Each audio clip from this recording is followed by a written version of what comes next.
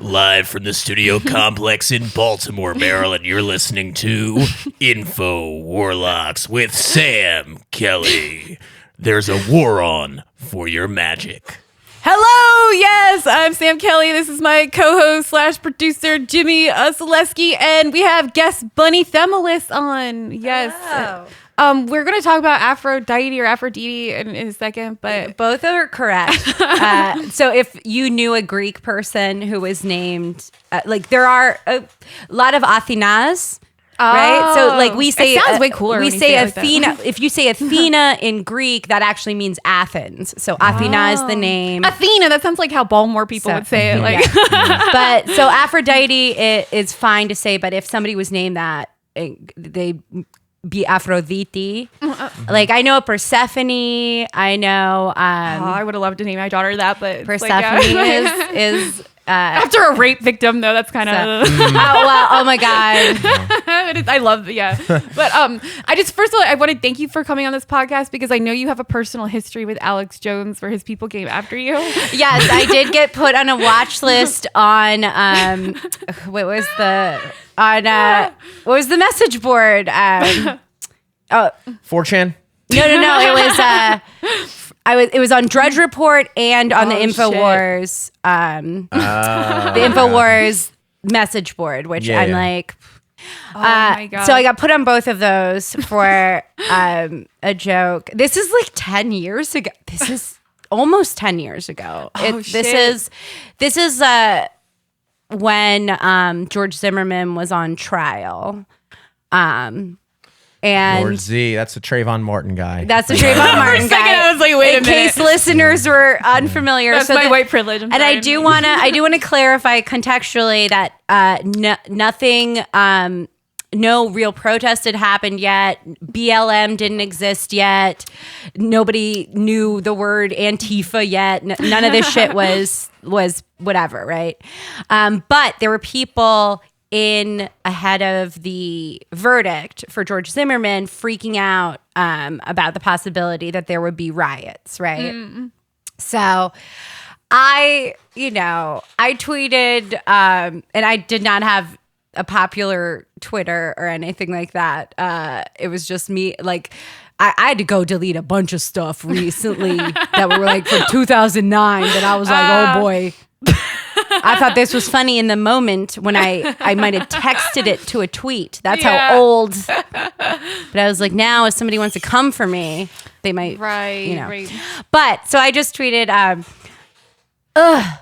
like, if this guy gets acquitted, are we doing like satellite riots? Because I'm going to want to break something, but I don't want to have to travel. It was probably shorter than that because of the That's character. fair. But it was, to me, like totally like just me saying a thing.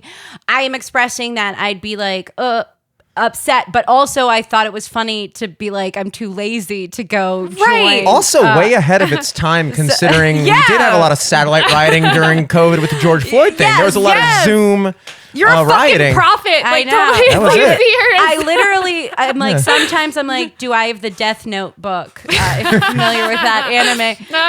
Yes. Did I write this down? So I tweet this out. I don't really think about it. I'm just like, la, la, la. And, I go to sleep. I wake up the next day and I have so many mentions.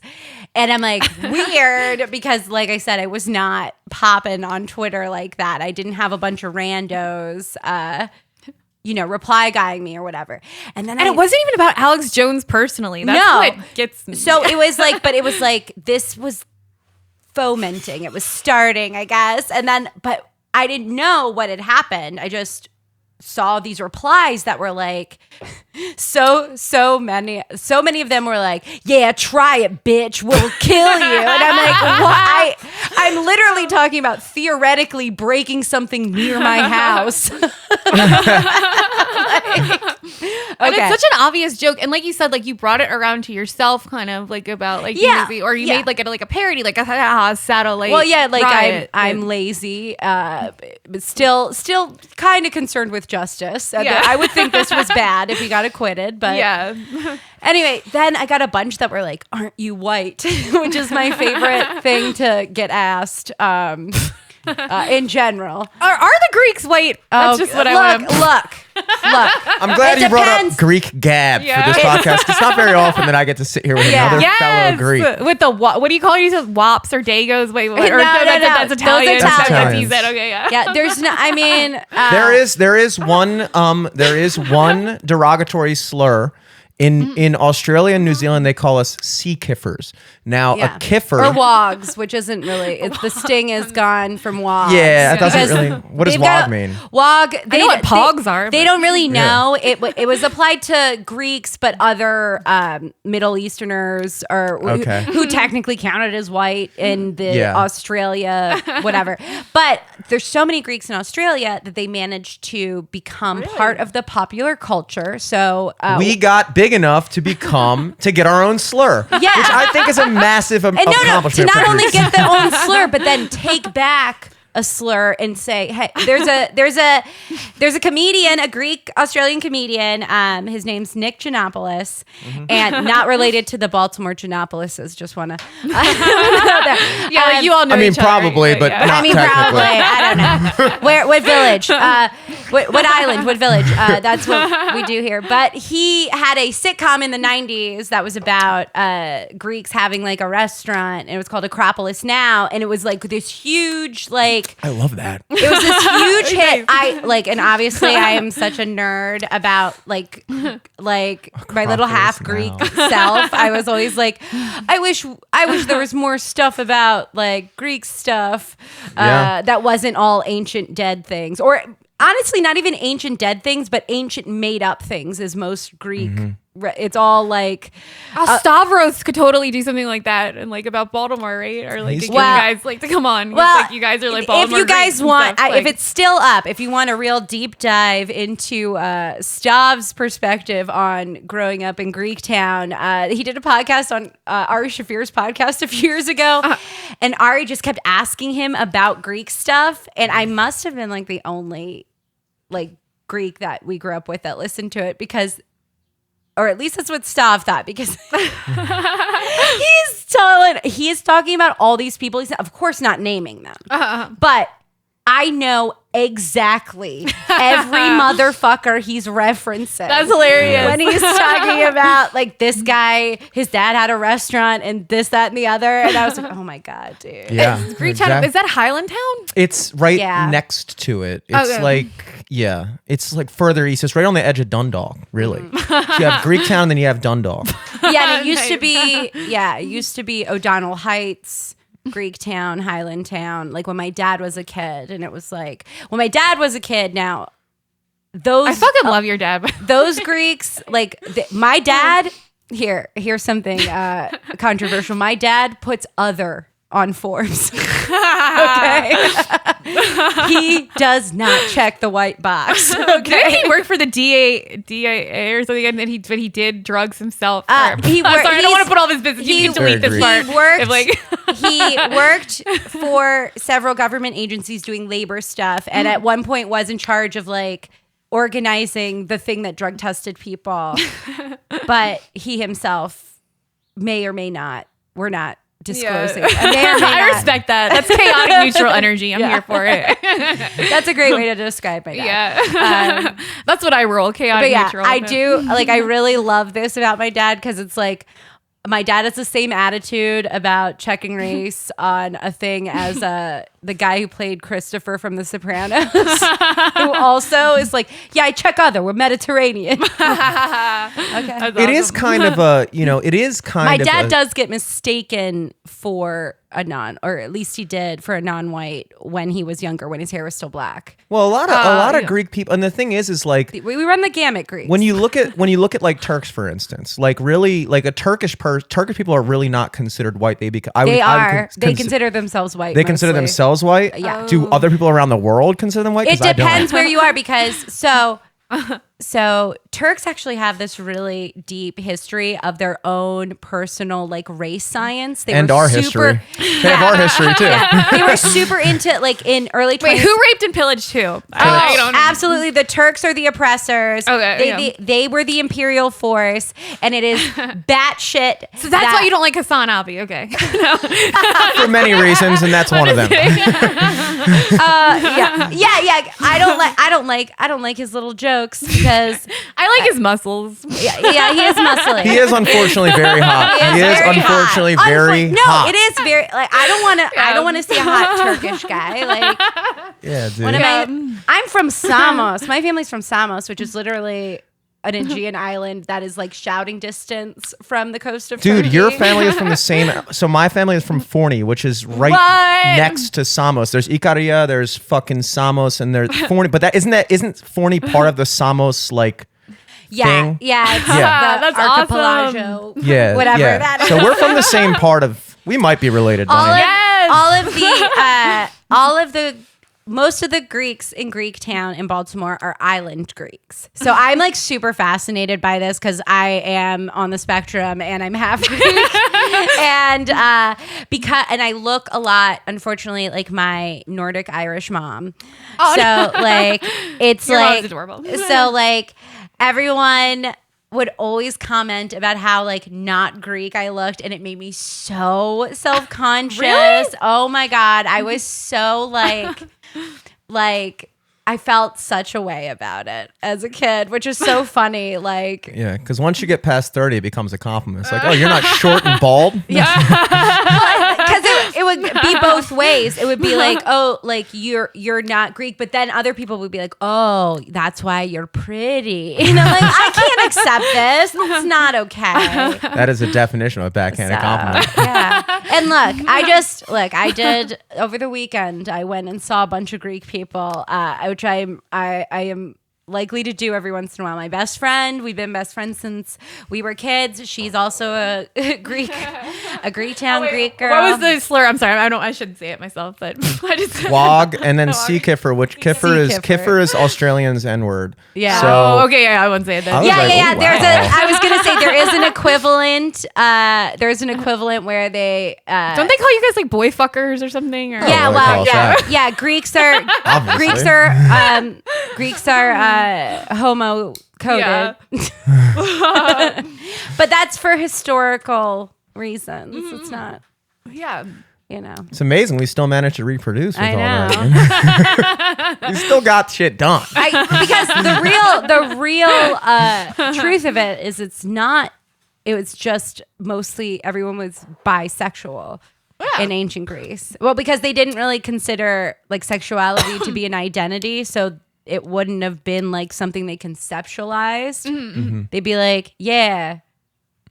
We were woke as fuck Yeah. in like 0 AD. I honestly like some of those like vases, like maybe I shouldn't, but they're pretty hot of like the guy like tugging like the younger guy's like dick or something. I'm like that's like yaoi fan fiction or whatever. There's museums. There's so much pornographic like ancient pottery that like they just don't. That's what I want to call this episode: pornographic ancient pottery. They only like trot it out for like a special thing. But I'm like, there's just basements of museums. But famously, not a ton of cunnilingus on. Yeah. There's not, but a ton. Selfish love. A ton of fellatio. A lot. That's one Sopranos episode I remember. A lot of DPs when it was like a huge thing for the old man to like go down on like his like mistress they were or like something. eating pussy's gay. Fellatio. I would have thought that was a character in The Sopranos. Fellatio. Fellatio. Yeah, it sounds like a Harry Potter spell also. But, Yeah. But yeah, okay, so I want to talk about how Aphrodite, she did come after me with a vengeance. I did feel the wrath of Aphrodite, but it's because I did read that she was jealous and that also like you need to take care of your altar space for her. And I just put like a seashell and some rose quartz and like wrote like an erotic poem to her, but it was like in my like garbage room. And like my aunt's house smells like dog piss. And they were like, also like wherever you put like her altar has to like smell good. Yeah. Yeah. And then she brought me like a toxic love affair that lasted 6.5 days, and he ended it faking his own suicide because I didn't want to talk to him for a night. But that's like most of the relationships of the Greek gods, really. Yeah, I was gonna say. I mean, like Very toxic. Yeah, I think maybe Aphrodite wasn't mad at you. She just thought that was what you were asking for. Okay, like, because she's not just the goddess of like, she's not just the goddess of like true love and sexuality. She's Good like, point. like, you know, she's also the goddess of like batshit affairs and like, you know. So yeah. And she is a just wants you to confirmed- get your rocks off and look good doing it. So yeah. look, by any means necessary. I don't know about the part. I mean, I'm getting my rock bottoms off. I don't know. Yeah. That's how I'm You know, bottoming you right have now. to be but- clear. I feel like Athena was definitely more about Athena's- like the stable Athena- relationships. Athena's yeah. more. I'd say Athena's more of the jealous goddess in the Greek pantheon. really? Like, Athena has a lot more stories where someone's like, "I think I can weave as good as Athena," and she's like, "No, you don't, bitch." Yeah. And like, No, you don't. Yeah. you know, so and Athena's not fucking, so Exactly. Yeah, she was like a blue-haired, like So, feminist, like yeah. version of like ultra rad femme. Like, though turf, there is like- one. Okay, because I am a huge like ancient history nerd. So like I love the like esoteric myths or whatever. There's one myth with Athena where Hephaestus wants to fuck her. He was like the real super ugly He sun was who god, was or- married. Goddess No. of- God of fire, right? God of fire. He was yeah. forging and making stuff, invention. He was who Aphrodite was married to and who she cheated on when she was with Ares. Wow. And Ares. yeah. It's Aries season now. Hell yeah. And but like, so there's a story where Hephaestus is like, "I'm trying to fuck," and she's like, "No thanks," and then he's like, "Oh no, I'm coming." Like sliding in her DMs. He tried, like Instagram. he's like whatever. So he comes on her leg. Are we talking about Hephaestus or Harvey Weinstein? No. right now? This is So then she Hephaestus takes Weinstein? it. She like wipes it off her leg and like onto the ground, and then on the ground it like makes a little baby. That's like how And my then she first child was keeps born. the baby. Yeah, that's like what happened to me. No, Well, this is pre Roe v. Wade too. You got to remember, this is not. This is. I was in Carroll County. It's like pre-Roe v. Wade there Yeah. too. But yeah, that's fucking awesome. Yeah, and I love that because I love that she was like disgusting, but I'll raise this little cum baby. Sorry, yeah. I can relate. Maybe I should start worshiping Athena. That's, Or, how do you say her name properly? I liked how you said it. Athena. Athena. Like if you know, like there's 1 bazillion Athenas. Like there's so it's such a common. Can I ask you a question? Just Greek to Greek here. Yeah. Because I run into this all the time. And like, okay, so for instance, in other cultures, I am aware of how they pronounce their stuff, but it kind of annoys me when people like try too hard. Like they're like, "Oh, I'm getting pho." It's like, to just say pho. Just say pho. Or It, like, to me, tortilla. I hate it when people get stuck on gyro. That's what I was gonna say. Gyro, Do because I'm you- like, gyro's primarily an American street food that Greeks made. So you're on Team Gyro.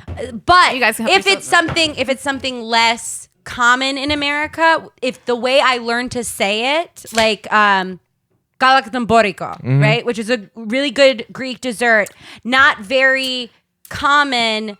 I think it's more common now. People, whatever, but like that's how I learned to say it because who was saying it to me was fucking Greek and whatever. It would take more brain power for me to go galaktamboriko. Borico. There's no easy way to say it, so you might as well just say it Greek. Yeah, that's how I feel. Like there's no easy way to say it. It would be more of a pretension for me to like apply a fake like anglicized version of it that doesn't actually exist. Yeah. But I don't but I know what you're talking about. Yeah, gyro, your Team Gyro. Like, obviously, you know, it does get exhausting. You're like, alpha, beta, gamma. And you're like, no, alpha, beta, gamma, baby. What are you talking about? But it's like, at a certain point, it's like, all right, man, you know? Well, and then there's, I mean, with Greek people specifically, there's a thing where people are not necessarily aware that we still exist.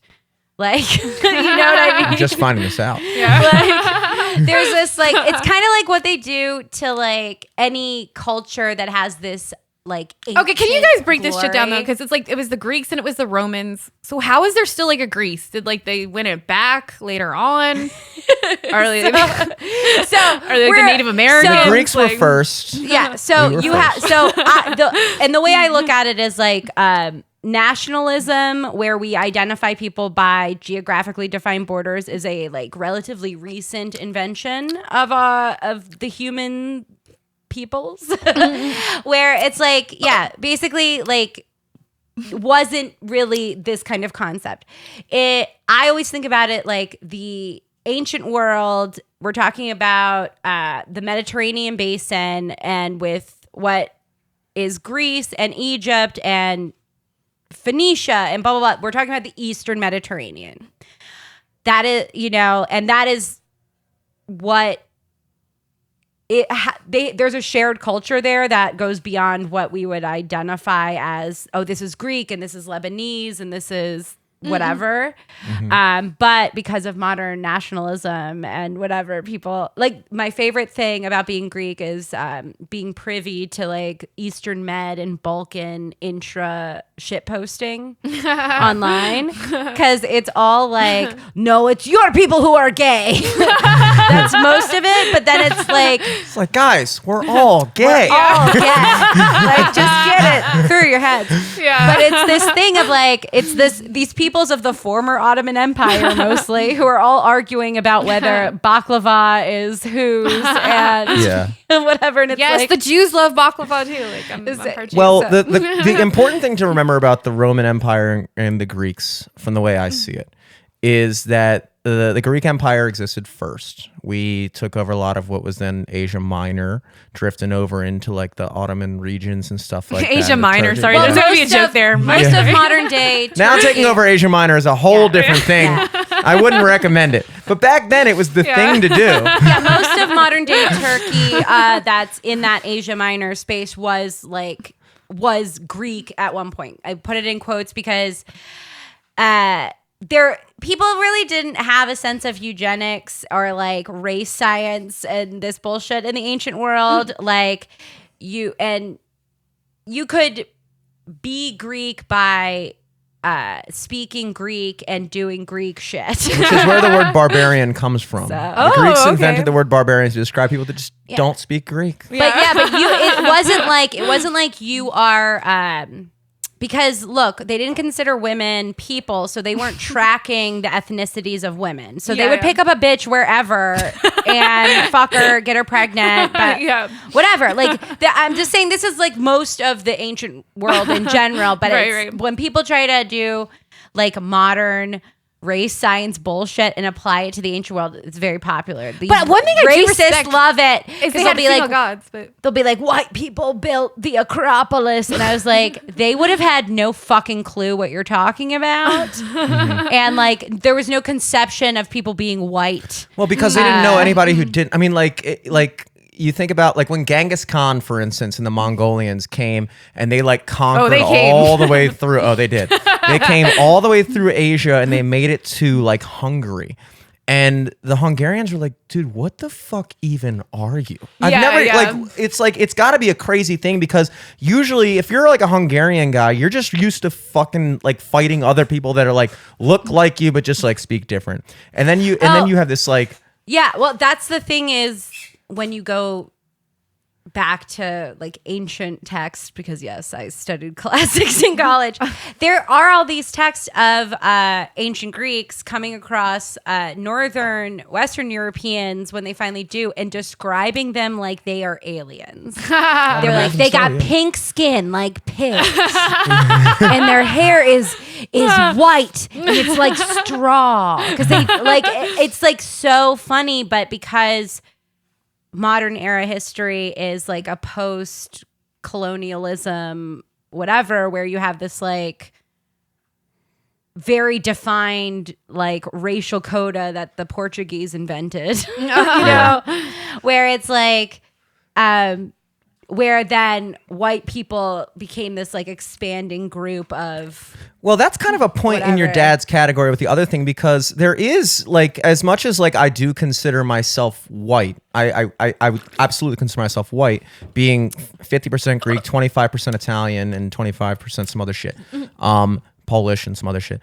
Like, Oh, you're a Polak too? yeah, 1/8, 12.5%. But I'm primarily None of Greek. these light bulbs is working. No, Exactly. that's the poltergeist. Well, just because I'll tell you about that I needed later. 3 more of myself to haunted. change a light bulb. Apparently, I'm being haunted by a poltergeist, but we'll talk about that later. Yeah. Oh, that's it's better than a poltergeist. You don't even know who to haunt. He's like, wait, are you haunting me? Am I dead? Did I die? You fucking polocter ghost.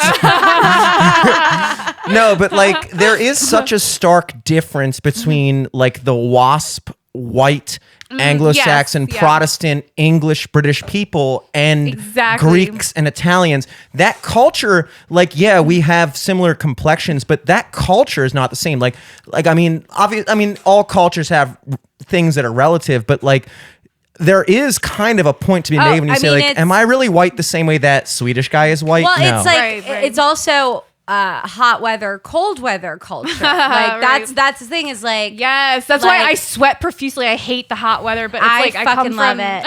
Even What's though Hungary? even though Is I- Hungary cold? Because I do come from It's- Hungarians. Oh, yeah. Like you're talking about Hungary, and they're like It's specifically up the most there. depressed people No. in the world. So I'm blaming like genetic trauma, or what do they call it? Intergenerational trauma. Yeah, or- all of that. and they were Jews in Hungary too. But so that must there have is been- there is this sort of, I think probably this is like problematic, I guess. So say it. This is InfoWarlocks, baby. But there's this theory about like cold place culture and warm place culture where like that's the defining thing, where like so people from cold place cultures, the British Isles, Scandinavia, just Northern Europe, have a less hospitable and like there was this thing that trended last year where you got to be a cold ass bitch. where to they were survive. like, oh my gosh, I went over this Swedish person's house and they were like, time for dinner. And then they went and ate and left me in the other room and didn't feed me. And people are like, that's how Swedes are. And then like everybody who's like any kind of warm people culture is like, what the fuck? And Greeks are insane about hospitality. Literally the entire Odyssey is about what could happen to you if you are not a good host. that's hilarious. Like there's a way to look at it where it is just like, if you don't do guest friendship right. Do you think we could ever improv like the Odyssey or like ancient texts like about Homer mythology? did it, yeah. I mean, I feel like I certainly Yeah. could, but Yes. who would, for whom and who would me. get it? That story of the Swedes not offering dinner to the guests, is that a cultural thing, or are they just shitty people? No, I checked it out. It is a cultural thing. So like, that's kind of fucked so up. okay, because I grew up with like literally. You could not go over somebody's house and not be offered something to eat. And even if you'd be like, oh no, Thea, I'm not hungry, you'd still be given the food and you'd have to eat it. And like, it's just this whole like weird, like bullying with like things kind that of- are yes. Kill 'em ostensibly with kindness, kind. That's baby. what I've been dealing with my family that I've realized has been problematic. But yeah. It's ostensibly kind, but it's like, There's an agenda. It's for whatever. But then there are people who are from cultures who will not give you a snack, and I've been shocked. The first time I went over somebody's house that their family was like this, I couldn't believe it. I was shocked, and I'm not somebody who's like, my word, like whatever. But I was like, I'm over here.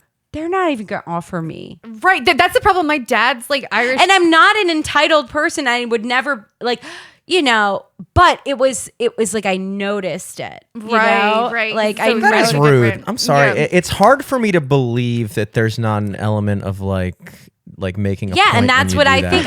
I think really the whitest people are very rude. Yeah, it's whiteness does exist on a spectrum. And the spectrum is rudeness. It is rudeness, and It Greeks goes are some from- of the least rude. Yeah, it goes from Yeah, they're mean, but they're not rude. There's a difference. Okay. See, Greeks are very staunch business people, and one of the things that Greeks in business I've noticed, having worked for Greeks and been Greek my they entire will life, cook is the books. No. they will give you, like, metaphorically, the shirt off their back, but they will not let you take, like, when it comes to like a business deal or something, they'll fucking grind you down and shit like that. But then it's almost like kind of this weird thing, because it's like, dude, you literally you'll pay for fucking dinner if we go out, but like you'll haggle me down at like $2 Oh, on not a only fucking, will they pay it's for insane. dinner, they will like launch a spy campaign to pay for dinner before you could even think about Yeah. paying for dinner. Yep. Or But is that like shadow play, like power play? That's a just cool. like- It is. no, it they is. like to fight over who's gonna pay. Like that's a common thing in Greek families. If like you know what I mean, like. Which is, look, I'm not here to say Which I any think cultures is are better, lovely. but I think that's a better way to do things. not I here- mean, look. Yeah, objectively though. Well, let's see. Like my dynamic growing up was like my dad's Irish Catholic family would give you literally anything, but you can't be yourself around them. And my Jew mom's family, you could be a total asshole and be your piece of shit self, but like she won't give you a fucking dime. Well, She used to literally take the money my grandparents would send me and keep it for herself. And my grandfather called me when I was 16 and it was like, you know what, I'm cutting you off. How's that Samantha. money treating Yeah, he ya? was like, you don't even call me and thank me. You well, know, there's I'm a just certain like I've always said that I think the ugliest quality in a person is cheapness. I've always thought that, because what you're kind of saying, like, you ever meet those people when like you go out for like drinks or something and like they're not the type of people, like, I get it, like if you go out to dinner and one person gets like a filet mignon, the other person gets like an order of french fries and a Diet Coke and you got like 6 more, that's different. But like when those people like go out and it's like one person gets a cheeseburger, the other gets a cheeseburger, one person gets a Coke, the other person gets a water, and they're like, nah man, we can't split that, you got it. It's like there are people like that, and what it kind of says, you know what? A lot of those people I've come across are rich people. well, that's how they keep Rich their money. kids, rich motherfucking kids. Like I went to these prep schools. That was also shocking to me, is big because I was comparatively very poor, but I'm not going to let you come and meet us for hanging out at the diner and I'm not going to get anything. Get some fries. I'll get you some fries, whatever, right? And then me later realizing, no, this rich little bitch was saving her allowance for Coke money. And I'm poor, and but I I've done just that bought before. this fucking cunt French fries out of the goodness of my She heart. owes you a bump at the very least. And then I'm like, and it's not like I was getting invited in the bathroom. Come on, man. I was the fool. No, but it's always like a really rich kid who, well, it's like the space of like a rich kid who is just having to manage that money they've gotten just because, and then they get so stingy about it. Or it's pretty privileged if they're like really hot or something and they're just used to people paying for shit for them. I feel like that that's runs a a whole different class spectrum, because I have known so many professional hot chicks where it is like where I've been with girls who get free stuff, but it really runs the gamut, because it's not like that comes without, like, a lot of those girls had something going with, you know what I mean? Like, We're sex workers. I mean, not no shame, no shame. not, but yeah. But yeah, look, some of them married former NFL players and are doing well. So look, Okay. Well, Yeah. hey, if you're gonna sex work, that's the way to do it. well, look, it wasn't. That is not climbing the sex- company ladder for sure. This is back in the day when I was a youth, where we didn't have all the acceptance and the OnlyFanses, and we had girls who weren't officially sex workers. Okay, Yeah. they just worked at like Angel's Rock Bar. Freelance. And rich guys paid their rent. Okay. So, Hey, I like, respect it. Look, I was never like I could put on a costume to pass for that kind of girl at one point in my life for absolutely. You sure. still can. But I'm not, that life was not for me. I am not like I would have to had a You're a Pisces. That's why. I'm a Pisces, that's true. And I would have had to Sorry, Jimmy. I know Jimmy can't stand that. I would have know had what it means. it means I got to take care of my feet. Then he should be on OnlyFans because you can sell feet pics. Look, no. You know what? I can't figure out how to sell my feet pics because if you try to sell feet pics, even if you joke about it, the only thing you get is a bunch of DMs from weird scammers. And I'm like, why would you try to scam me? A little birdie told me feetfinder.com, but Well, but you gotta pay. foot market. It's like all it's. The foot market is weird. It's not regular dudes. Like I thought you were gonna say it's not regulated. it is not regulated. I will say that it's certainly not regulated. Like I, as a man, I've never understood the foot thing, and like whenever I've come across a guy, I'm also white trash man. Whenever I've come across a guy who like is into it, it's very few and far between, but it's still like a taboo. So where is this base of people willing to pay It's for all people the you least expect. I used to work at a restaurant. Not me going to a say the DM. name. And like every now and then, like we'd go out with coworkers and stuff, and then a girl would be like, "Yeah, dude, that guy at the end of the night, like he told me, like he DM'd me and was just like, I'll give you, $50 for a picture of your feet." Fuck I was like, really, that guy? Like it was kind of like it strikes you as like weird. It's like this is it should still be weird. I think the foot thing should be weird. I mean, I You wish I should had shame it in, foot people. I wish I had it in me to okay, because before feet pics were such a thing, right? When I was a little baby person that first moved to New York, you would go on like Craigslist looking for random jobs and gigs and like whatever, and I've done every like entertainment. I've been on there looking for love. It happens. But there'd be people who'd be like, we're looking for feet models. But back then, there wasn't this whole internet thing for it. So they literally wanted you to come to a place and be a foot fetish model in person. And I was like, oh, I'm fine with people looking at my shit, but I don't think I want somebody licking up on my toes. The casting ottoman. Like that. Like, and you saw the Baltimore just came out of me. I was like, no, I can't do them toes. No. No, because it's like, oh, that's different. Not that, like, there's you have to pay me a lot more than a few $100s for right. physically.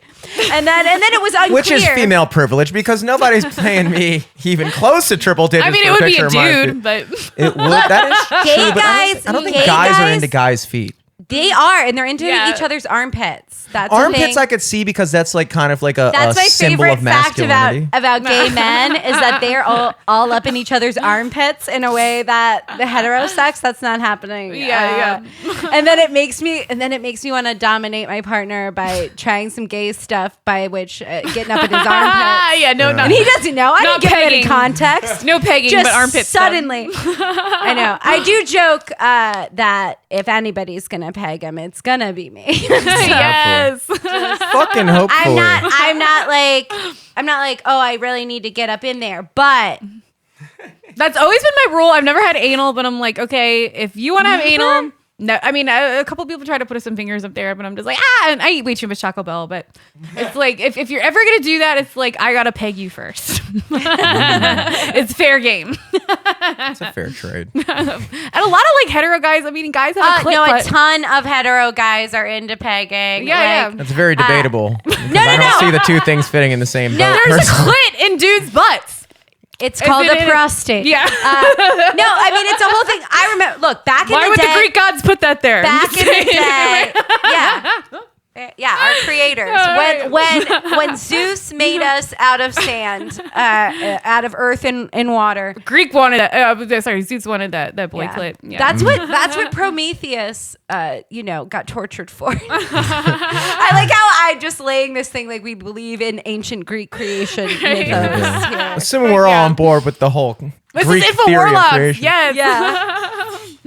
But yeah, I was funny because I was reading about like the history of like Urania and like Aquarius, and apparently like Aquarius is based off of like Zeus kidnapping like a shepherd boy to be like his water bearer and stuff. So it's Ganymede. Kinda, No, Ganymede's the. Oh God, no. Yes, Ganymede. Right. Yeah, but yeah. that's like basic. Oh yeah, no. Well, basis Zeus for was Aquarius. very into anything and everyone. Like both men's and women's. yeah. And animals. He's Well, He was into being an animal too. he was Yeah. the first furry. Yeah. that should be the name of the episode. Yes. First. Zeus Furry. That's the improv I want to do. It's like Zeus- improv about Zeus being the first furry. Zeus was the first furry. And I feel like, That's why his name is Zoo. I'm just Yeah. saying. and literally, yeah. well, Means because, life and in that's Greek. why he was like, I want to fuck this bitch. I got to disguise myself as a swan. Why? She's not a swan. Yeah, that never once crossed my mind. I never been at a bar and been like, I bet you if I was a motherfucking turkey, she would have fucking see me when I'm a fucking raccoon, bitch. We'll talk then, huh? It's just like, he just was trying to get his rocks off every different way. And, more power to And see, him. what I love though is like the Morrigan, like I think like she and like Aphrodite are kind of like rivals in my own worship. At least that's what I tell myself. I'm Who's polytheistic. Morrigan? The Morrigan is the Greek goddess of sex and battle and death. Never heard of that one. To be honest. She used to like. Well, it's like a later, like, so you get into this thing where I'm talking like Greek gods, like red, blue, yellow version, Pokemon style, and you're talking Greek god Crystal when they came out with like the new ones. No, Morrigan I didn't is catch the update. she's Irish. Yeah, she's a Celtic goddess. Yeah, Okay. yeah. So Morrigan is like a Celtic god. But she used to like catfish dudes and be like, look, like I'm gonna be an old lady, I'm gonna be an old hag, and if you like treat me like awful, like I'm gonna turn into this like hot chick and then like kill you. Yeah, and, like to show you, like, this is a theme I really love in in folklore, like catfishing, like Well, in folklore, where like the trick is like I'm a primordial goddess. And if I reveal myself to you, I'll just like incinerate your whole shit. Fuck yes. I just feel like, why don't we have more like horror based on these sorts of Yes, ideas? that is fucking what I want. Yes. Like I want to.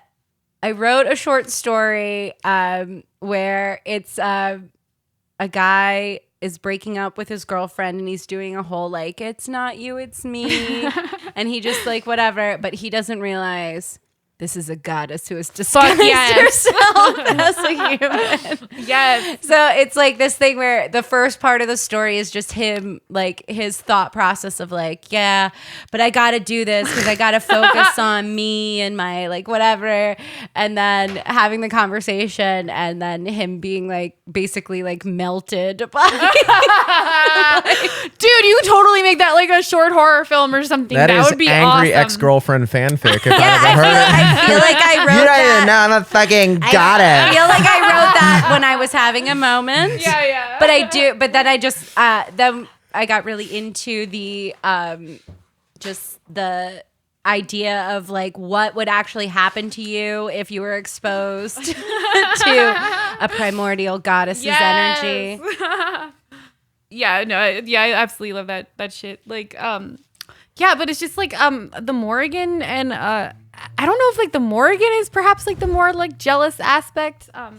But another thing that I love about her is that she would literally walk. She was like the goddess of poetry too, of like battle poetry. Are there any non-jealous female? This is a serious question So, because now I think about it, they're all like Hera is jealous. And this is Yeah. what I fuck with Hecate, but yeah, she's Hecate. I mean, like I am very into having a like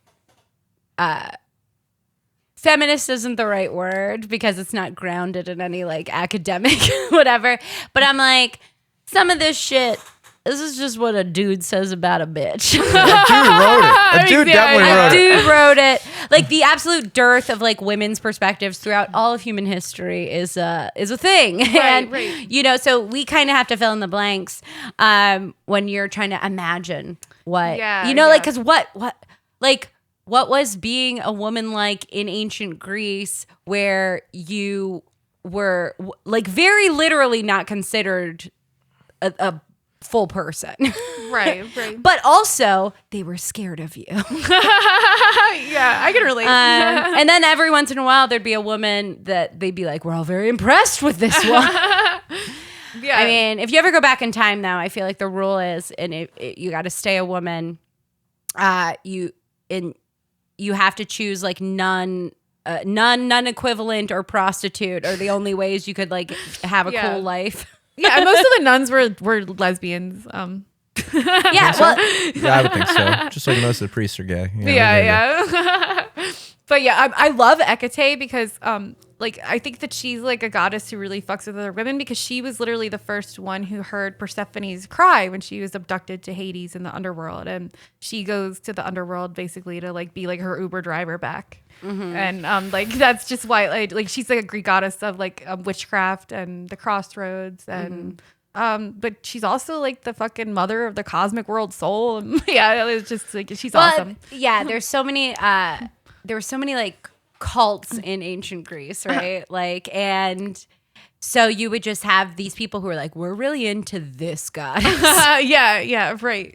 Yeah, and like I can't get like I want to be Polly, like I want to be like Polly Fiesta, but like I can't get past her. Like she's always my go-to. And I mean, I love Hermes too. Like, You know, my fun compromise was when I was a little kid because I kind of struggled with that whole thing because obviously if you're Greek, you're grown up thinking that your culture. and you're is Orthodox, the right? fucking Or shit. you're Orthodox, yeah. I got my Greek Easter That's mark. right. I'm doing my 40-day fast as we speak. That's Oh, right. shit. That's right. Yeah, it's not Easter for us. It's Sunday. Yeah. This is fake Real Easter. Easter is the next week. That's That's my favorite thing. Why? Why is it? Like, do you guys? Oh, it's because we still so basically our Easter has to be the first Sunday after the first full moon, after the spring equinox. They still brought the full moon into it. After Passover has begun, and the Western world at some point was like, fuck the Jewish calendar. We're going to delete that from the equation here. So they calculate it differently because they don't include the start of Passover as part of the thing. But that's why Jesus came back into town. Hosanna. Yeah. Well, I used to, because I was trying to find a neat compromise when I was like 8, 9 years old. What I would do was I acknowledged like God as like the God, but then I would still like Allah. like Allah. And what I would do is like if it was like windy or something, you know how you're like 8, you make up stupid shit. You're like, I wish it was less windy. So I'd pray to Aeolus. I mean, I do that now. And I'd be like, that's awesome. Aeolus, God of wind, can you please ask real God? I love that. Okay. That is perfect. Yeah. That was my little thing that I did when I was a kid. No, that's awesome. For me, it was like I was super into I was just like super into mythology and folklore and like whatever anyway. But then I was really concerned about like, well, what is the real thing, right? And I grew up Greek Orthodox, but like the way most Greeks are, like their attitude, I'd say, is what I like to call a superstitious atheist. Because like so many Greeks will be like, I think when you die, nothing happens. Right? But then they will swear up and down that the evil eye is real. Yes, it is real. Like blah blah blah. Like we got to do this ritual to get the evil eye off of you. And like so. Do you know it by any chance? No. I do. I need to get like a Hamza. We need but, olive oil and water fuck, yeah. and yeah. And it's Yeah, got first some you sage. test to see if it's on you, and then you do. If I can remember though, I do have it written down. And it's a specific ritual prayer that like you have to get taught by like a man has to teach it to a woman, and a woman has to teach it to a man, and da da da da. Like Okay. Well, at least Quality. it balances out. That's quality. just folk magic. I'm real like folk magic shit is so interesting to me. Yeah, that's awesome. But like I didn't grow up with like this is for sure real, like what's in the Bible, like none of that, right? It was just like you go to church because you're supposed to. Shut the fuck up. Like, you know, It you really go, is what it is. you learn your whatever. But I was like, okay, you know, like I said, like Catholicism or like Orthodox is like the most like radical or pagan form of Christianity. Like my family is it's all very partially rich. Catholic. Like if you study like what ritual magic is, like in a broad sense, like what shows up as folk magic in different cultures and like whatever. It's all, I mean, it's the same basic elements mixed and match. It's like chanting, incense. You drink Jesus' like- blood, like, yeah. and eat his like, flesh. you know. But I mean, what I loved about growing up Greek Orthodox though is that like we actually do a ton of shit that literally they just very lazily slapped a Jesus face on that absolutely existed before. Yeah. So like when somebody dies, you have the funeral, and then after the funeral, you have this specific meal called the Macaria. Macaria is the name of the death goddess. Fuck yeah, like Macarena. From ancient times, and you literally eat the same elemental foods. Like it's like you have to eat fish and greens, and they're bitter, and it's like this specific thing. And like the Anastasi service, the Easter service is like this very dramatic service. Yeah. We do it at midnight on Saturday. And then like it's this thing where you have a literal funeral for Jesus on Great Friday. Like literally make a pyre with the icon and make a flower thing, and you literally do the funeral service. I might convert. That sounds awesome. It's and you walk around. It's a drama. It's theater. Yeah, I fucking love it. Is that the night? I can't remember. Is it Friday or Saturday that we do the whole thing where we walk around the church with the candles and chant outside? The for candles. fucking hours. The candles.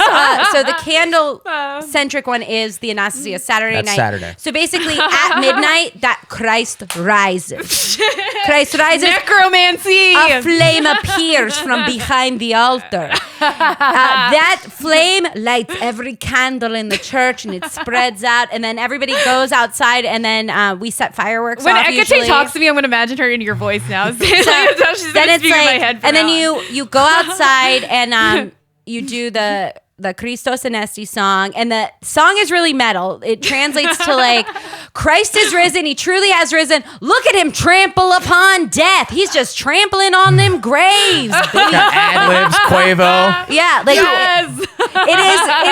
it is very like, yeah. It is cool. It is, may I ask, it is what, cool. What church did you go to? St. Nick's. St. Nick's, of course. I was a St. D's guy myself. I went to St. D's, St. Nick's. half They sound my like family. diners, like- Half my family's at St. D's, so I did go to 3 years of Sunday school at St. Demetrius. My cousin's kids go there now, and now they're rivals on rival basketball teams in Goya. Oh my god! Can I tell you guys? Like on Saturday, we took my kids because my aunt was like, "Oh yeah, one of my friends from work has a Sunday school service, and they're doing an Easter egg hunt." I thought we were just gonna do the Easter egg hunt, and that was it. We took my kids into a fucking like woman. She had a crown of thorns on her head. She was just like, "This is the true story of Easter." And my kid looked at me. He was like, "We went from Coco Melon to this bitch." Like I was not prepared. It was like That- it was fucking horrifying. See, Like- the first time I went with there was a kid I knew in elementary school, and she was in this family. There was like 8 kids in the family, and whatever. And we went to one of these like non-denominational churches, right? And this was Baptist. They were fucking serious. but it was like it had like Pentecostal elements. So like I went. Like I slept over and they were like, "Oh, you can come to church with us." And I was like, "Okay, like whatever, sure."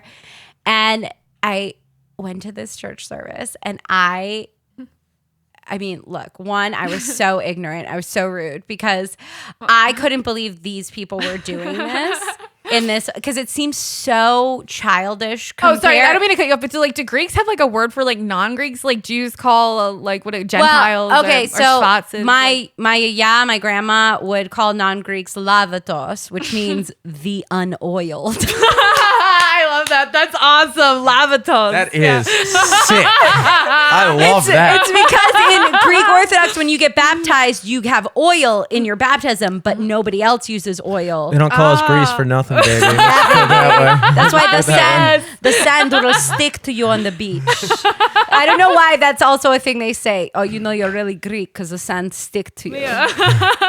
Yeah. Okay, I guess. Yeah, I'm sorry. I'll take Nice, it. yeah. Yeah. Yeah. But so you couldn't believe that they were like. I just couldn't Yeah. believe, like, it seemed like, because I just didn't have any appreciation for what American church looked like. And like, my mom's not Greek, but her mom was like, she grew up Catholic and she was like, fuck that shit. Like Irish Catholic, she was like not into it. But I didn't have like a Protestant and then like a kind of post-Protestant awareness. So the way they were like doing tongues testifying and like, do you want they were like, do you want to witness? And I was like, I have no idea like what is happening and what you're talking about. All I know is if there's a real Jesus, he's in my church. Well, the thing Which is fucked up. That is not, I don't Yeah, no, it's support hilarious. my childish conclusion. but also, real Jesus knows when the real Easter is. He gets it. Yeah, he gets it. He's not really risen. It is- Yeah.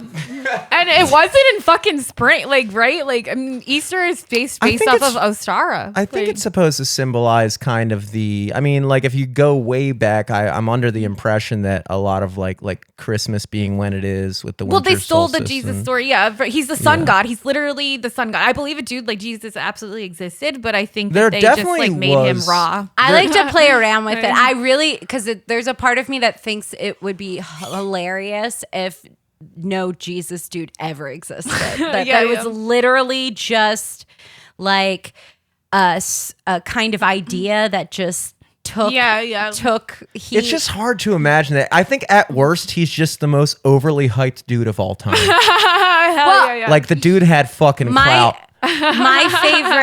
my favorite idea is that if you look at what the claimed miracles of Jesus are in the Bible, raising the dead, walking on water, the water into wine, like, and you look at like if you go into like what like super yogis call the cities, which is like if you meditate and practice long enough, and look, I'm a white person that I did not grow up. I just know the nerdiness things I've read. But you've done ayahuasca, breathing. right? I have done ayahuasca, but there's this idea that if you meditate, etc., long enough, that you will basically get access to these powers, and then it's your responsibility to not get distracted by those powers, those cities, and still seek more enlightenment or whatever.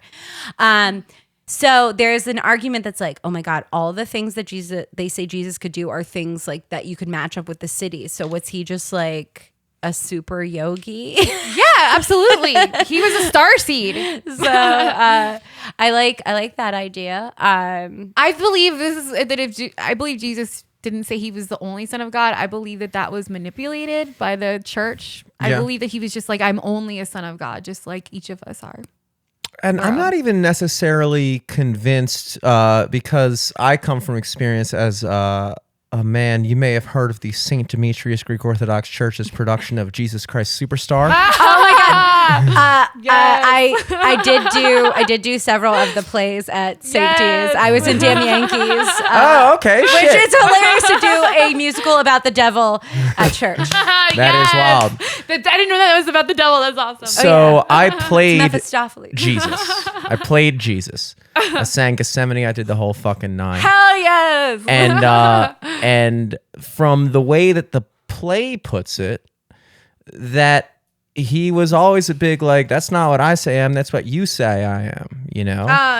Whatever. So I'm not even necessarily convinced that there was this dude walking around be like, no, dude, I am the shit. But have you ever come across the I'm sure you have, the Gnostic Gospels, right? So like if you look, okay, and this is like a lot of things that people take very seriously are just like Christian fan fiction in a million different ways. I fucking love it. I love the But Gnostic, from what is ostensibly the not included in the Bible Gospels, right, which is like St. Thomas and Mary Magdalene and etc. But there's this whole part of Jesus's life that they just skip over. Like he's born and then he's an adult. He's 33. Yeah. Boom. So there in one of the Gnostic Gospels, it does account for his childhood, but all the stories are about how much of an asshole he is. And like how he would just be like using his God power to like off people willy-nilly. And how Joseph had to be like, you gotta fucking cool it, man. Yeah, it's like I didn't even fuck your mom. Like you're my stepson. Like you're not even My real dad, Joseph. And I just love I think that's like not I think has explored the idea of like Jesus being a little bit of an asshole. Yeah. But in the Greek Orthodox Church. We grew up, we have the icons. There's a famous style of icon of Jesus where you look at him straight on, it's Jesus. But if you cover up half the face, this side looks very like loving and peaceful and Prince of Peace and I fucking love this. But then if yes. you cover the other side of the face, that side looks very stern. Yes, and bipolar, baby. Yeah. So I feel like mystically, I can relate. Mystically, there are these like You cannot have the light without the dark. That's yeah, I feel like there are these, and I mean, even sanctioned Jesus stories. Him getting mad at the moneylenders, and right, like he's flipping tables, baby. He's not like, please leave. Very sir. anti-Semitic behavior. If you ask me. At the There's an moneylenders. interpretation of that. There's an interpretation of that story where it's like actually Jesus was mad because he was like. He wanted to be vegetarian and they were selling meat. I heard somebody said that once and I was like, I love that for you. I love that idea that Jesus flipped a table because he was an early vegetarian. Yeah, that's more like vegan behavior, honestly. Yeah. Vegans are some of the biggest assholes I've ever. No, I think it's cool that like I think it's unfortunate kind of that I think that a lot of spirituality, and we've talked about this, is obviously if you really delve into like the Christian religion and Judaism and Islam and really all religions, if you get down to the base root of things, it's like they all kind of have very similar principles and ideals and even like rituals and things like that, you know? I think that what was cool about the way the ancients did it, like with the ancient Greeks, for instance, is like they embodied their gods with very human characteristics. Yes. Like God in the traditional like Christian way of looking at it is this all-knowing, all-perfect being. But then you look at Zeus and the way he was depicted, it was this very flawed, like typical like man in power type of guy. Right. You know? Right. So when you get rid of these, like if you think about how crazy it is that like when you talk about Jesus being born and then you don't hear about him until he's 33, it's like, dude, I'm 30. Like that's an entire part of your life that is just skipped where like it almost I think would do more for the Christian religion to kind of embrace the idea of Jesus being a flawed person. Yeah. You know, because that is more of a kind of like I think that so much of Christianity gets lost in the ritualism, and so many times people talk about like spirituality and like stuff and like people will be like, you know, I think like where people will be like sober October or something like that, and it's like this thing and it's like, oh wait, you came up with this crazy idea where for about 30-40 days you give up something that you really like to kind of bring yourself back to cleansing, and it's like that sounds very familiar, dude, but people think they're inventing it right now, and it's like, no, this stuff has been established in humanity forever, but we kind of lost the plot because we try to over perfect it. You said you're fasting now? Well, yeah, For this is Lent, and I'm actually super into the Orthodox fasting customs. And this is my personal nerdiness. So I usually do fast somewhat for Lent still, just because I don't know. wait, is fasting for Lent? So fasting for Lent would be fasting for Lent is specifically like traditionally Eastern Mediterranean style is you don't consume animal products, but you can have shellfish on some days. Some days. Some days. But there are all these really delicious Lenten recipes where I'm always like, when somebody's looking at being vegetarian, I'm like, why aren't you looking at stuff that's already kind of tasty that fits the bill? Yeah. But if you followed a traditional Orthodox fasting calendar, which would be not just Lent, it would be there's Wednesday, Friday sort of optimal fasting, and then there's like a time before there's Advent before Christmas and the Dormition of the Virgin Mary in August. There's these other periods of like 10 to 14 day like fasts of animal products where if you added it all up, you'd be vegetarian or vegan for almost half the year. So it's like this kind of interesting cycling of eating. And I'm like, actually, that's kind of just maybe a intuitive, healthy way to eat. Right. Yeah. But it's tied to these sort of traditions that are like somewhat religious, but also somewhat tied to like how like seasons happened in certain parts of the world. I've lost fucking 10 pounds since when I started doing this 40-day thing. And I was like, dude, wow. I mean, I should just like, this is, like you said, it's just kind of healthy. It's like, okay. Like, and I will say, I gotta stand up for a lot of Lenten Greek food that I really do love. So again, it's not like you go without like hours without eating. You just it's like you just are abstaining from like it, as opposed to like fasting for Ramadan, which is also right now. So Ramadan is you do not consume anything between that's fucking sunup hardcore. and sunset. like when I'm on Adderall. But you can eat anything. You can eat anything you want at night, basically. basically you just live the life of Motley Crue. Yeah. And you are honoring Allah. Yeah. So it's like, and I mean, like fasting traditions are very, like they are very fascinating. But it does make you feel more spiritual. I think, like when you force yourself, it to makes you sacrifice feel somewhat, something. or, like when you have more appreciation than when you can pig out. So again. what I was taught, like spiritually growing up, when you're fasting, you're not supposed to talk about it. You're not supposed to brag, like I'm fasting. Yeah, I'm even I'm gonna Jesus edit said this it. out, Yeah, by the way. but also I was taught that like those little pangs of hunger or like cravings are supposed to remind you to like be good with Christ or whatever. Yeah, well, that's So- the point. Yeah. Look at his body when he was fucking. It's like dude. dude was fucking ripped. Like, but yeah, it just like fascinates me and stuff. Like that's the part of like being a chaos magician or something, or like not necessarily having money to join like a coven or an order that like I miss out on because I don't do like ritual magic that often. Like it's very difficult for me like to have that. Like I feel like you need people to do these. I mean, things I and I'm will- very ADHD, but I will say that like just being part of a tradition that like, you know, where I get like I very much do love to go to the Anastasi service. yeah. And I do treat it like it is this like collective ritual. And I know not everybody is thinking of Anastasi, it. what is that? It's the resurrection. Oh, So, okay, yeah. okay, yeah.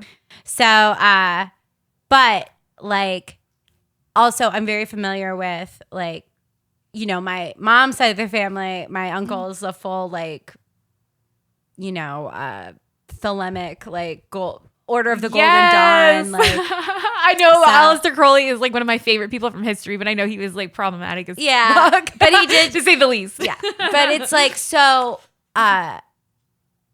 I've always had this attitude of like, I've never met a bunch of even like woo-woo people that I was like, yeah, let me get into some like, you know what I mean? Like, Yeah, because just for me, I do think there is probably some kind of power in collective ritual, but like, Yeah. it It always turns super kinky though, it seems like. but that's and the like, word that puts me- and like I know so many weird witchy people too, Yeah. where I am like, love you, love everything for you. I'm not like, there's something about that.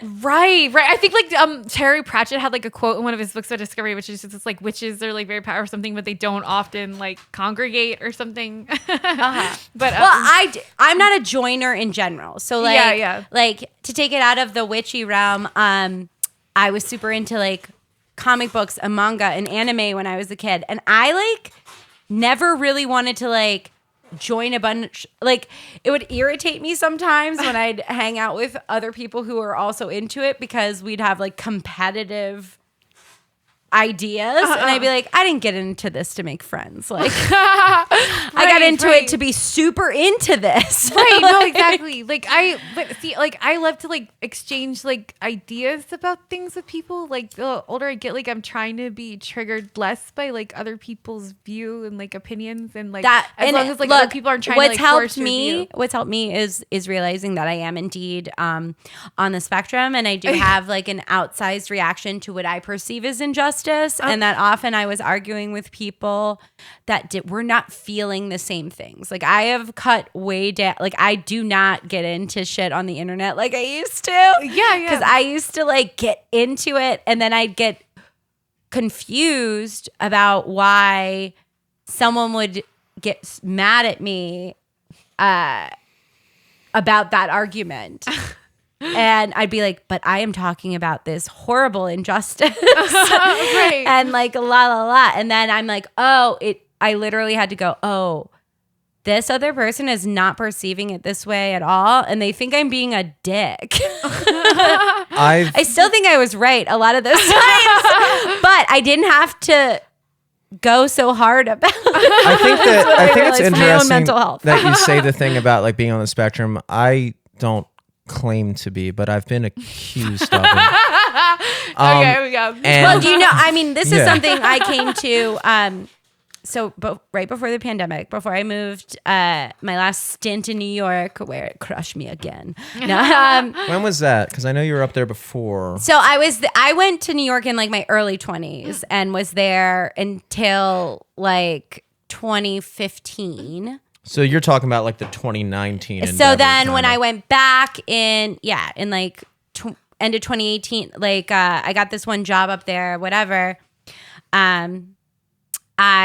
Right before that, I had worked at Kennedy Krieger, which is a school here run by Johns Hopkins for students who have a lot of students on the spectrum, but also students who have different cognitive issues.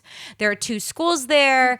One school is the population that can graduate with their peer group, but just need a little bit of extra accommodation. And I was with the other group where they're like, you're here till you're 21. We will teach you to wipe tables. That's where I'm at. So, and I was a program aide, and I was paired with like one particular student mostly who was rad. Shout out Daniel. If you've weirdly gotten to sneak out, you should be almost 20 now. If you can get a podcast by yourself, what up? Yes. Fluorescent beige. He knows what that means. It's an inside joke.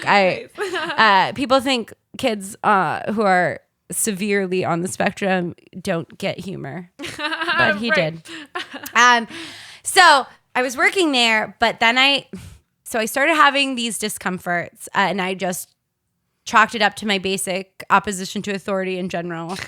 I don't like it if I don't fully agree with how something is done, especially if, in my view, it affects a child I'm working with. It's very hard for me to like whatever. And there were certain things where I was like,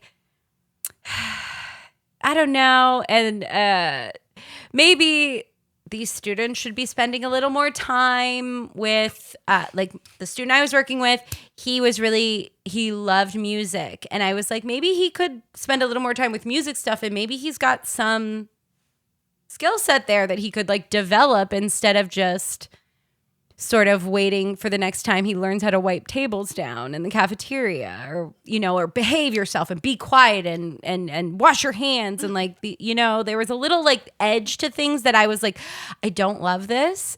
And this is, I love working with kids, but I really don't like things that are like, that seem, I don't know. It's, yeah, no. So, but then there were other things that I kept going, oh, well, this is an accommodation for a student with autism, but everybody benefits from that. And I kept like making statements like that. And then I have auditory processing disorder, which means if there's too much ambient noise or whatever, I do not, like, it's not that I physically don't hear you. My brain makes. No, I'm similar. Yeah.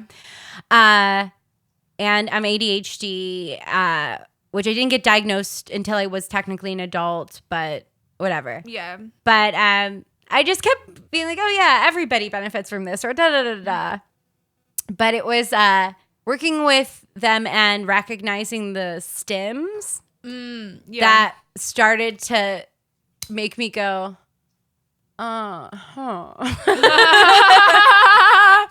Yeah, no, I get it. Everybody doesn't just really like biting their knuckles sometimes. Yeah, you don't do it in front of other people anymore, but yeah, right. like there's just these little things that I was like, and in a weird way, it was like working with this student almost made me want to stim out like in a way that I hadn't felt since I was a kid. You felt like you could be like yourself, where I was like, I also want to like be like blah blah blah like right. So it was just this thing like I recently learned the term masking, which is something that I've done a lot. Yeah. And it's just like where you have to basically like, especially like female people who are born female people who are on the spectrum. So this is where it like puts this little inkling in my head, but it's this thing where it was like kind of like haha, like, oh well, Bunny's so like this, she's so weird sometimes, and haha, right? Like there are a lot of things I just was like, oh, it's just me being so weird or whatever. And but there were certain things where I was like, oh yes, I love a weighted blanket, and like where I just the way I rationalized it, everybody benefits from this. Everybody, it makes them feel like they could finally go to sleep. Whatever. So, Jimmy, we should do like an autistic test online sometime to see like if you fit like. I've done all the self-assessments now. They're all like, yeah, baby, gangbusters. Like, it's also one of the primary symptoms is testing yourself for autism. So, but They're I did not take it seriously. You're autistic. I didn't take it seriously, right? So then, it really was, and this is so fucking silly, but I came across something that was talking about autistics doing the T-Rex arms. And I was like, oh, that's funny because I am famous for doing T-Rex arms. Can you show us? Or yeah. Like as are T-Rexes, to be honest. They were talk about on the spectrum. They were right. T-Rexes as a species. Very on the spectrum. So it's like, dude, stretch out your arms, bro. So it's like this thing where I'm like, oh, that's weird because in the sketch comedy group I was in college, there was this running joke about me and my T-Rex arms because when we'd be rehearsing like sketches on their feet, but like in between things, when we'd just be standing there, I'd always like there were so many pictures of me just like with my arm, like one arm up, or both, or whatever, and I was just like, oh, it's because my arms are long. Right. So, but then I saw this video on TikTok talking about it, and I was like, and they were like, yeah, this is they use some term like this is like a whatever marker of blah blah, but then it like showed me 10,000 more videos of people describing it, and it was like this thing. I think you're teaching me. Yeah, it was like this thing in my head where I'm like clicking and I'm looking and I'm going, wait a second. It's like discovering of a superpower. Wait a second. And then I have this. When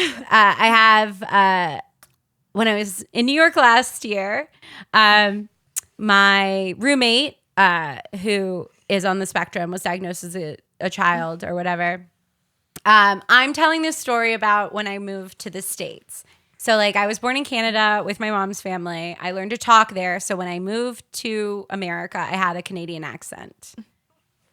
I start going to school in Baltimore City public schools, and they're like, why you talk like that? And I'm like what? Why you talk like that? I'm like what? Because to me, I'm not, I can't, as accents happen. Wait, what are Canadians like? What is the accent? Oh my God. again? So like, it's like this. So like, I used to talk a lot more like this and like, like Midwestern-y. Well, it's a little very Midwestern-y, but it's like, it's this uptick of like, yeah. And I still say sorry and tomorrow, very Canadian. Like, unless I have to say sorry. Sorry. So, but they were like, they didn't know what they were talking about either because they're little kids. So they're like, why you talk like that? And I'm like, talk like what? They're like, you talk like, are you afraid of the dark? which was a Canadian show. So. As was Goosebumps. Yes. All of our horror growing up was Canadian horror. So I am like, oh. This guy wasn't nice. Yeah. So I'm like, oh, clock it. All right. And by the way, sorry, my dad was like afraid of like me watching Kenan and Kel because it had black people in it, especially black men. But he was fine with me watching. Reasonable. Like, are you afraid of the dark? Like horrific. Yeah. Here it goes. And my dad just subscribed to this podcast. So sorry, Dad, but I talked about you watching gangbang porn in a previous episode. So I think this is less. Just letting you know. It was the topic du jour. Yeah. Anyway, I'm sorry to be. Yeah. But your accent. Yeah. No. It's. Where was I? Yeah, but how they were like talk like No, this. yeah. So bitch. then in my little dipshit head, I was like, okay, got it. I talk different. I'm gonna listen to how they talk, and I'm gonna mimic them, which to me seemed like a fucking smart thing to do. But also, I don't have a political context for anything, so I'm going to again. East Baltimore City public schools. So I am like, okay, some people say dog like Doug. And some people say road like road. So I'm just like literally listening. Road v. Wade. Just creepily putting it in my mind files. Like, and then I'm like, next time I need to say that, I'm going to say that. That's a perfect way to put it. That's why I feel like a sociopath sometimes, because I have to force myself so hard to like interact with like other human beings in a way that's normal. Mm-hmm. Well, mimicry is you do find yourself doing that. You know, well, and I just thought, oh, this is just because I've always wanted to be a performer and I love acting and blah blah blah. So I tell this whole story to my roommate, and he is like, "That is one of the most autistic things I've ever heard in my life." You're saying like, "What you mean, stupid? Like it is, stupid." Yeah. What you talking about, Good. dummy? Dumb. Say you down the avenue. Yeah. Learn how to talk. It is my favorite. It is exactly how people in Glen Burnie talk. It's my favorite accent to do when I do improv, though. Like I just love to do like a hard cut Baltimore. Yeah. Like, but yeah, like so I didn't actually start considering it seriously till I had all that time when we were locked down to be with my own thoughts, and then it was like, oh. Okay. It's like discovering you're like a wizard or a witch. Well, like you get that letter. Well, and just certain things where I was like, oh, I do feel like I do get into fights with people on the internet because I have a I'm like, this is wrong.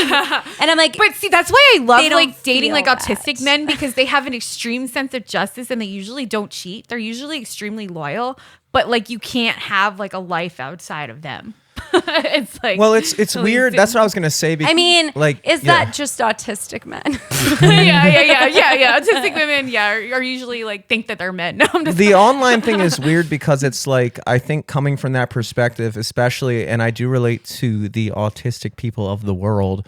And this is like a lot of people, including myself. Like, if you're approaching like an issue, I do find myself very devoid of emotion in that.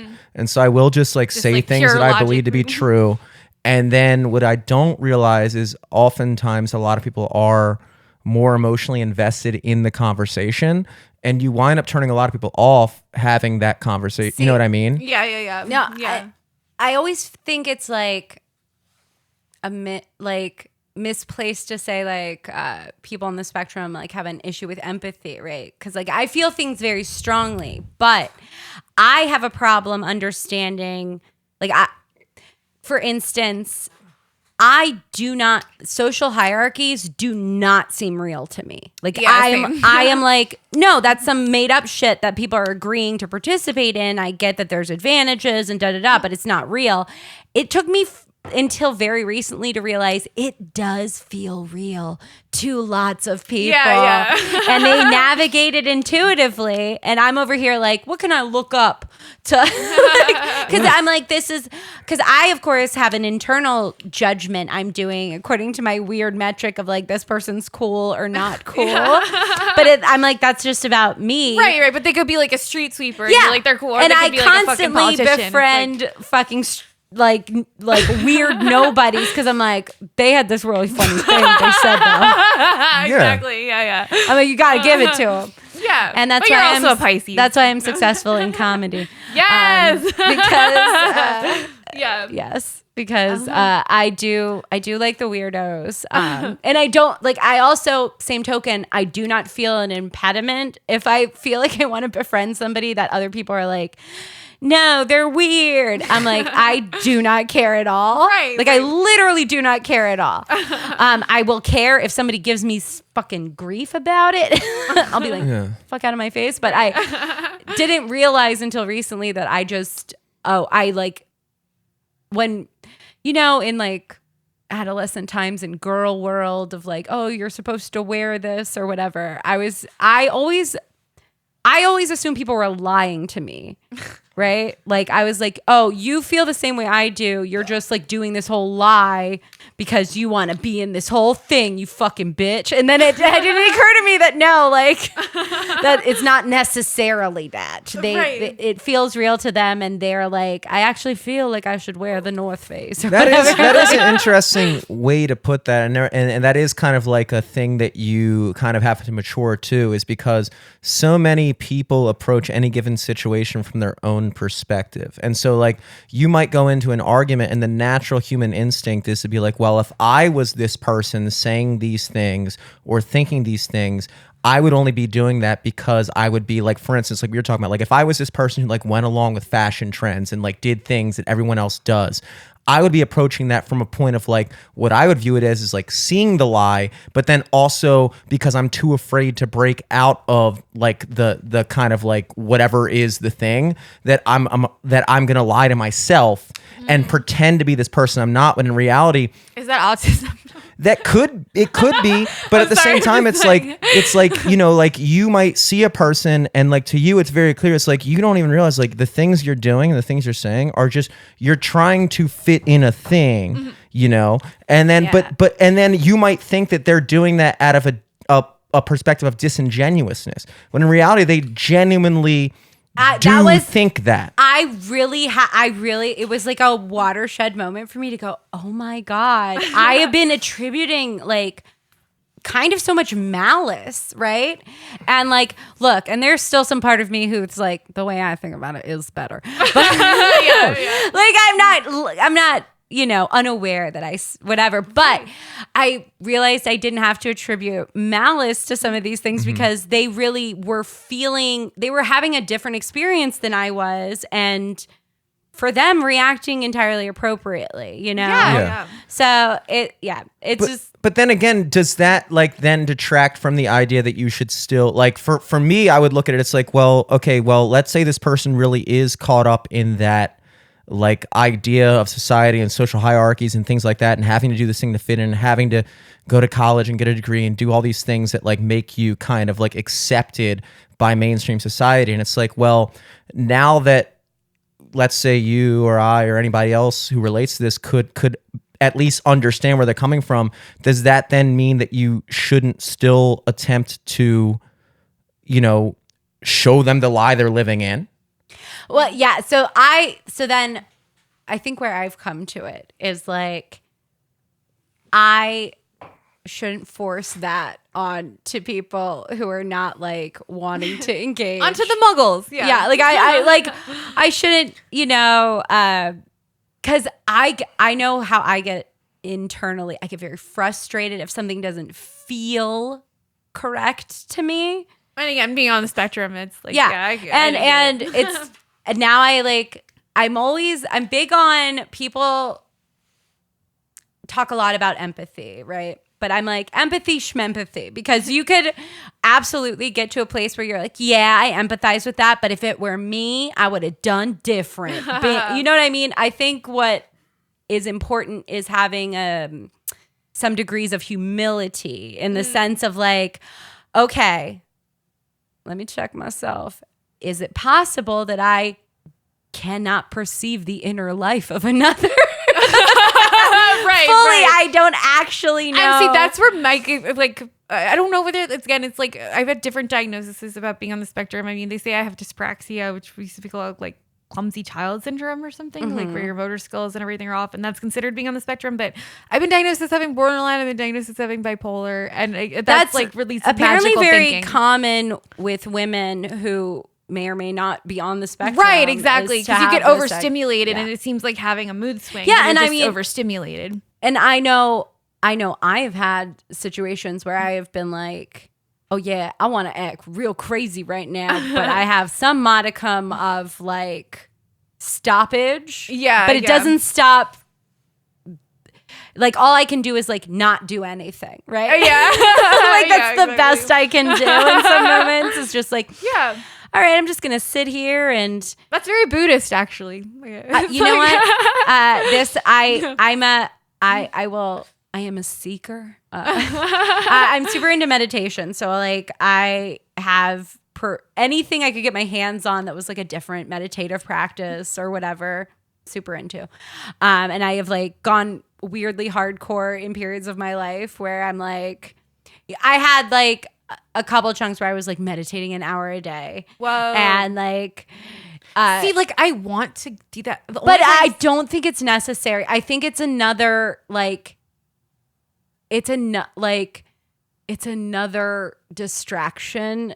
Or it can be, right? But it like, seems like it's very good at like teaching yourself how to be calm and teaching yourself how to process things. Like, and again, like, I think you the go to another space is what, and I actually now kind of think part of the reason why I enjoy the meditation that I do like is possibly because I am on the spectrum in the way I am, because I really enjoy so like with Vipassana, which is like a basic Buddhist meditation. Again, don't come for me. All right. No. But so one of the initial things that you try to do is get aware of your awareness.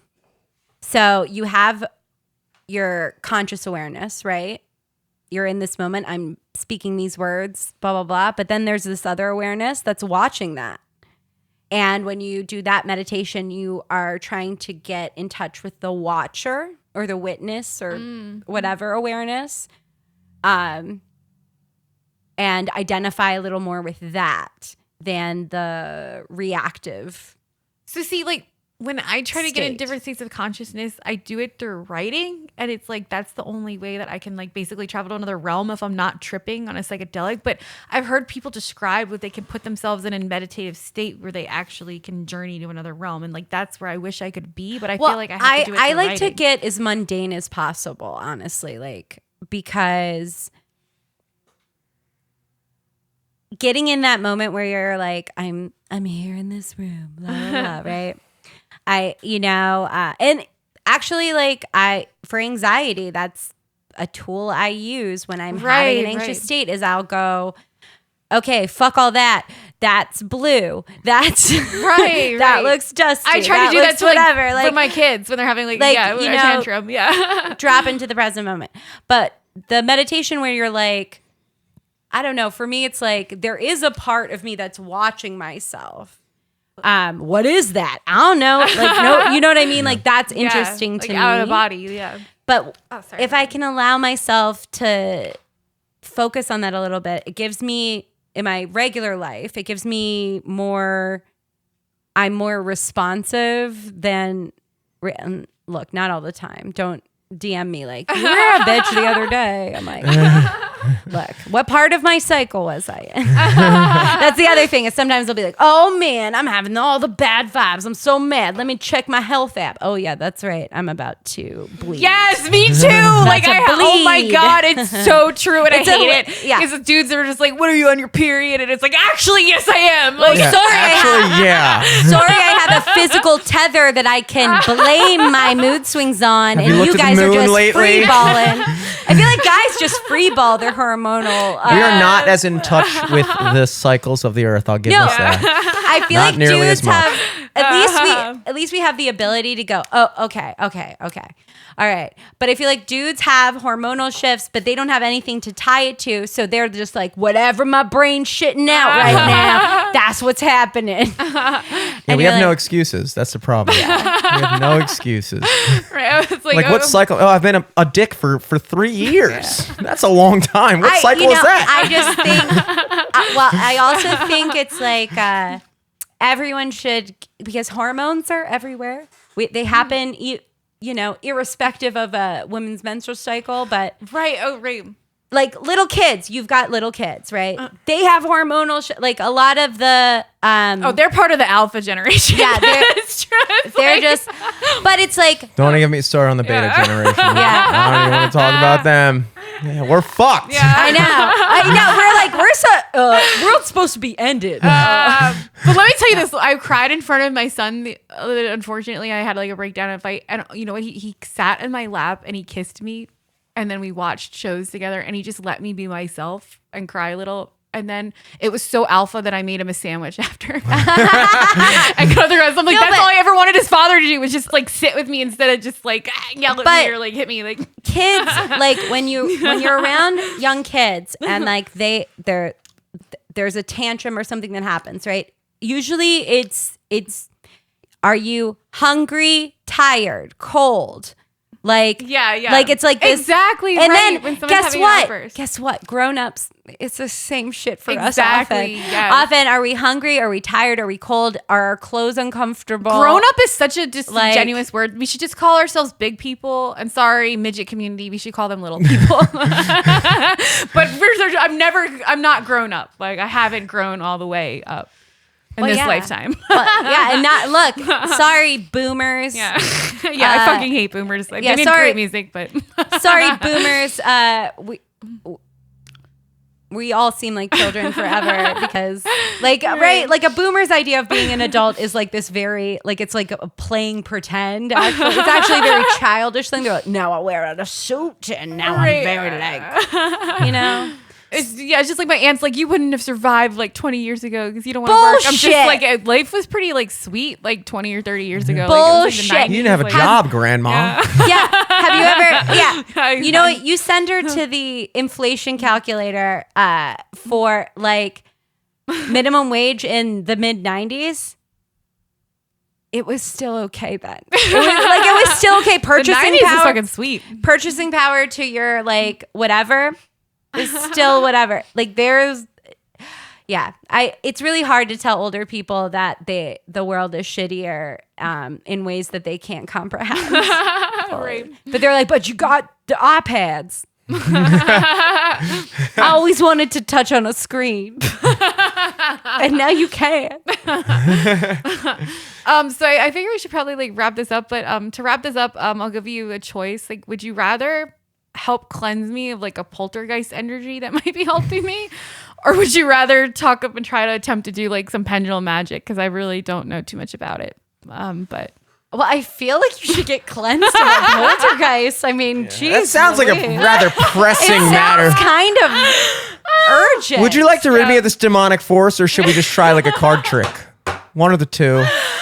Okay, we'll see. I've been studying a little bit poltergeist energy lately, and I realized like poltergeist energy is actually like an energy that you manifest yourself from your own toxicity, or like if you were on your period or something, like a poltergeist can appear, or if you're going through like a traumatic like depression episode. And I'm not gonna get too much into it, but I'm pretty much homeless right now, except for the days that I see my kids. And I have people that I can crash with and stuff. I'm waiting to get like housing help, but yeah, I don't want to be bringing all this shit to other people's houses. And my aunt's house is haunted as fuck. We have about like 15 dead dogs and then my dead uncle's ashes in there.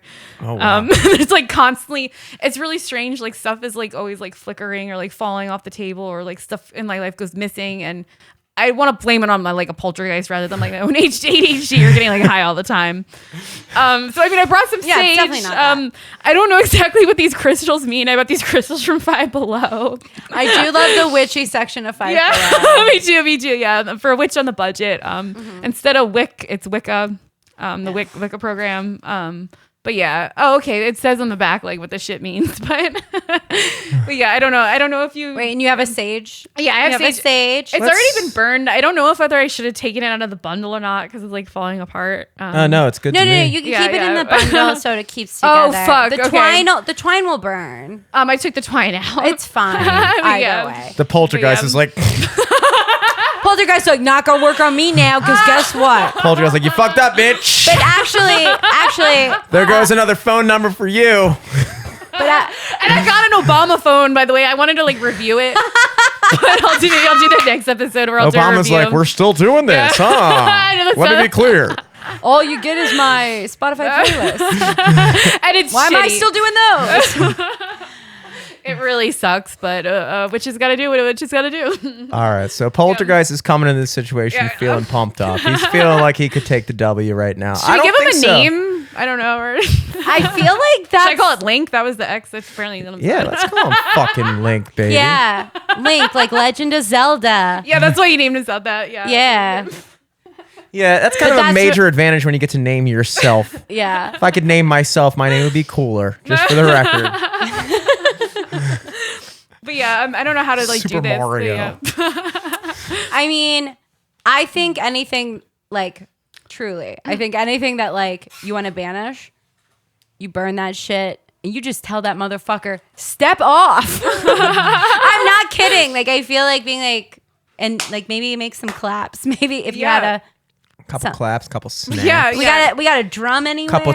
Oh damn! You don't. Yeah, you don't have a drum. Can you like? I know. Where I do. do you have? Yes. Conveniently, you asked.